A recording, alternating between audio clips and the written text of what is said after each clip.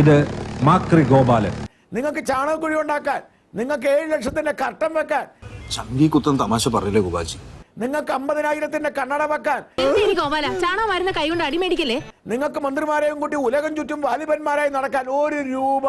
അത് മാത്രം പറയരുത് ഗോപാൽജി. ഗോപാൽജി ആരാ? എന്റെ അച്ഛന്റെ പ്രിയപ്പെട്ട ശിഷ്യൻ.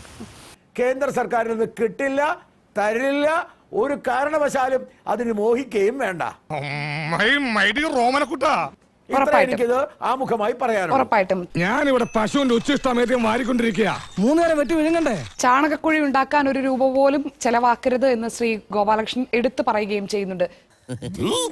ചാണകക്കുഴി ഉണ്ടാക്കാൻ 1 രൂപ പോലും ചെലവാക്കരുത് എന്ന് ശ്രീ ഗോപാലകൃഷ്ണൻ എടുത്തു പറയുകയും ചെയ്യുന്നുണ്ട്. പല ആശുപത്രികളിലും ലാഫ്റ്റർ റൂം എന്ന സംവിധാനം ഉണ്ടായി ഈ സംഭവത്തിന് ശേഷം. ഇവന് പശു എന്ന് പറഞ്ഞ അമ്മേനെ പോലെ കേരളം മരണശരശയ്യയിലാണ്. കോൺസ്റ്റബിൾ തള്ളിക്കോളൂ. ഈ മരണശരശയ്യയിൽ കിടക്കുന്ന കേരളത്തിനെ രക്ഷിക്കണമെങ്കിൽ ചികിത്സ വേണം. അതിന് ഇടതുപക്ഷത്തിനും വലതുപക്ഷത്തിനും കഴിയില്ല. അതിനും മൃദുസഞ്ജീവനി മോദി സർക്കാർ വരണം കേരളത്തിൽ. പക്ഷേ അപ്പോഴും കേരളം ഇപ്പോഴത്തെ ഇന്ത്യയിലും എല്ലാ സൂചികകളിലും മുന്നിലാണ് ശ്രീ ഗോപാലകൃഷ്ണൻ. അതൊന്നും എനിക്കറിയാൻ മേല. ഇങ്ങനെ എന്തെങ്കിലുമൊക്കെ പറയുമ്പോഴേ എന്റെ മനസ്സിനൊരു സന്തോഷം ഉണ്ടാവുള്ളൂ.